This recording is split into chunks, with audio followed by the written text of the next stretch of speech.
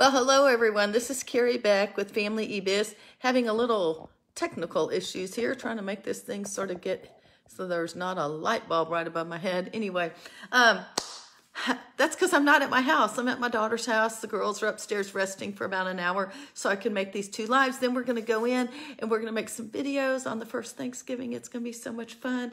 And we're going to make Mayflower munch food.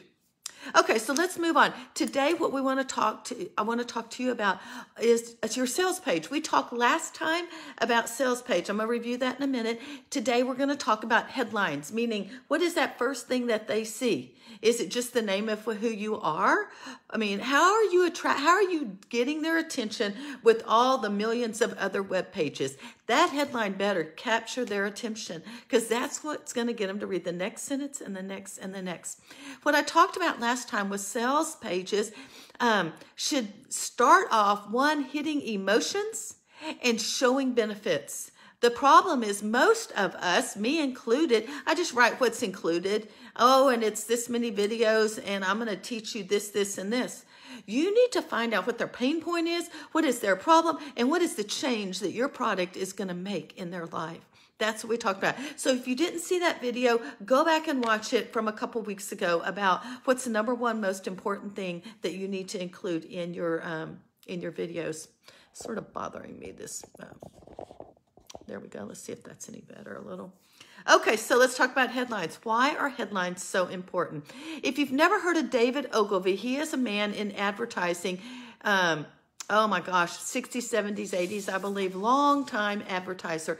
And I would like to read what he has to say about the headline. Yes, they used headlines back then in magazines, in ads, all sorts of places.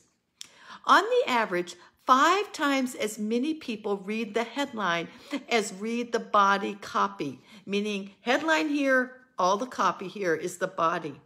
When you have written your headline, you have spent 80 cents out of your dollar. So think about that. There are 5 times more people that are going to read that headline than read all the rest of it. How are we going to get them to read all the rest of it? Hopefully that headline is what's going to do it. So let's talk about things you need to consider when you are crafting your headline. Who are you writing to? I talk about this. Who's your ideal customer? You better get it in your head. Imagine that person. If you know a real life person, imagine that person like you're writing to them. All right. And you're writing to one person, not many. You're not writing to a group. You are writing to one person, and you need to imagine that one person in your head. You need to use their language. That means you need to interact with them, listen to them, find out what their problems are, their solutions, use their language. I do this all the time for my master classes. I actually ask many times, what's your biggest challenge? Like right now I'm doing some holiday master classes. What's your biggest challenge in not being overwhelmed? Or what is your biggest challenge in Christmas? What is your biggest challenge in keeping Christ in Christmas? I actually use the language they turn into me for that webinar, that master class. Yes, a lot of it's the same as ones I've done in the past, but I want the people that have signed up to hear the words that they have said. Remember, your audience is not necessarily you. That's something hard because we think, well, I wouldn't do this. I wouldn't pay that much money. I'm not going to charge that much money because I don't like it. Well, and that may be true, but does that mean that all of your audience is exactly like you? Are they overwhelmed the same as you? You've got to realize that a lot of times your audience is not necessarily you.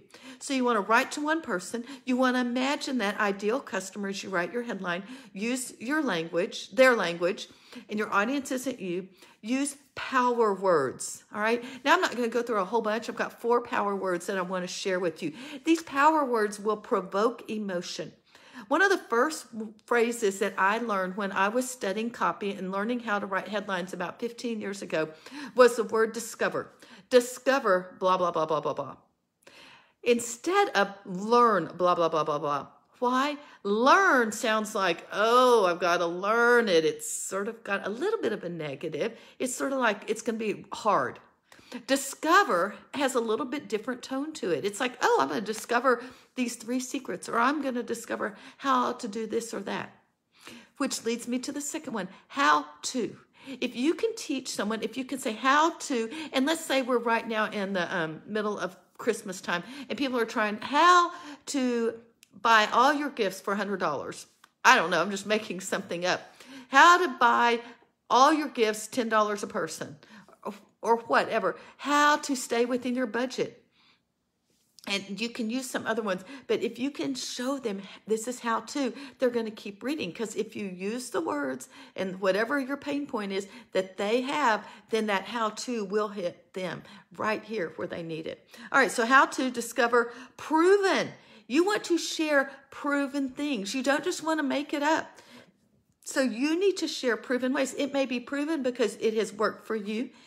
It may be proven because you have mentored or worked with people or coached people, but proven is a pretty strong word to be able to use as well. And then build. Instead of just giving them something, we are going to build this in your life. We're going to build this into your homemaking. We are going to build a strong home. We are going to build strong character in your children. All right, so build is another strong word. Remember, as you're writing your headline, there are a couple things you want to do. You really need to hit their pain point and offer some sort of solution, like discover how to buy all your gifts for $10 a piece. All right. Their problem is they don't have enough money. They need to stay within their budget. Or you may say, how to buy all your gifts for $10 a piece and stay within your budget. So, but you need to listen to what they are saying. All right. So I told you that so we said one person, imagine as you write your headlines or your sales page or any copy, you're writing to that one person. You should even do that in your emails, especially. You're not writing to a group in your emails. You're writing to one person. Use their language. Your audience isn't necessarily you. Use power words and be sure that you are hitting their pain points. And if you don't know what their pain points is, that's what you need to find out. So what are 3 formulas that you could use? The first one is in how to, all right? So how to make money working from home with your PC. That would be something. There are a lot of people needing and wanting to do that. How to travel Central America on $17 a day. If you're a budget traveler, that would really be attractive for you. And if you actually, as you give them this headline, you better follow up with a resource that actually helps them be able to do that. So one proven formula is how to. Another one is a provocative question, such as, do you make these 6 common mistakes on your taxes? All right. And then what are people thinking? I don't know. Maybe I do make those mistakes. I better find out. And so they will read on. It's a provocative question. Got a speeding ticket recently? Read this. All right, well, if you got a speeding ticket and you've been Googling how to get out of a speeding ticket and you read that, you're going to go, oh, yes, I just got a speeding ticket. I'm going to find out what this is all about. So that would be one thing. And I should have said at the beginning, as y'all join us, if you have any tips on headlines or if you have a question about headlines, leave it in the comment section here. We'll talk about it. Also, just tell us what you're doing for Thanksgiving this year. That would be fun to see and be able to share. I'm going to my parents' farm and all the kids and my sister's family will be there. All right, how to is one formula. Provocative question is another formula. The last one is using numbers. Numbers can really spur someone on to go, ooh, I might be able to think of one thing, but how about this one? The 20 most important steps to live longer. As you are aging, and if you're looking for that, you may want to go, oh, am I doing those? I may be doing 1 or 2, but 20, that really pushes the limit. So if you can find things for that. You know, one of my classes is 3 clues to keeping Christ in Christmas. Another way that I could do that with the numbers, 3 secrets to keeping Christ in Christmas. Because if you say 3 secrets, they're like, oh, I wonder what it is. And I use clues because I use clues within my resources, but it is something I have considered changing that particular class to. So those are the 3 formulas, using a how-to formula, a provocative question formula, or using numbers formula. If you have any comments or questions about headlines, let me know if you use them or if you have questions about sales pages in general. I think it's really important that we relook at our pages. Now, I will be honest, if I'm selling something for $5, I'm not going to spend as much time on it. But sometimes I have to write a pretty good sales page for a free item because I want them to get on my list and I want them to relate to me. The things that I sell that are like $3, $4, $5, I may just put a little bit up there. But I'm always going to try to have a headline and a benefit in there, even if it's mostly features. That's what I want to include in my sales line. Now, anything for $10 or more, I am going to take my time to write a good sales page, and especially on my items that are $20 to $100. I want something good. I want to hit their pain points.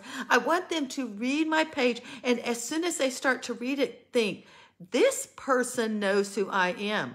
And that's what I want to do, is I want to relate to them. So remember what David Ogilvy, advertising expert, says. On the average, 5 times as many people read the headline as read the body copy. When you have written your headline, you have 80 cents. You have spent 80 cents out of your advertising dollar.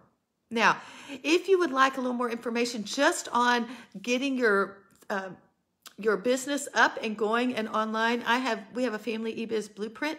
You can go to familyebiz.com to grab that blueprint, and it will give you more information on running a business as online as well. So I hope you will go and get it. It's completely free. So that's all I have to say. I hope y'all are having a great day, a great Thanksgiving, and I will be back with more information. I will be sending some things out in email. I'll send a copy of this, but later on this week, I have some special things to send, as well as in December. Don't quit selling in December. It's actually usually a really good sales month for a lot of people, even online businesses that don't sell Christmas gifts. I'm Carrie Beck with Family eBiz. Talk to you later.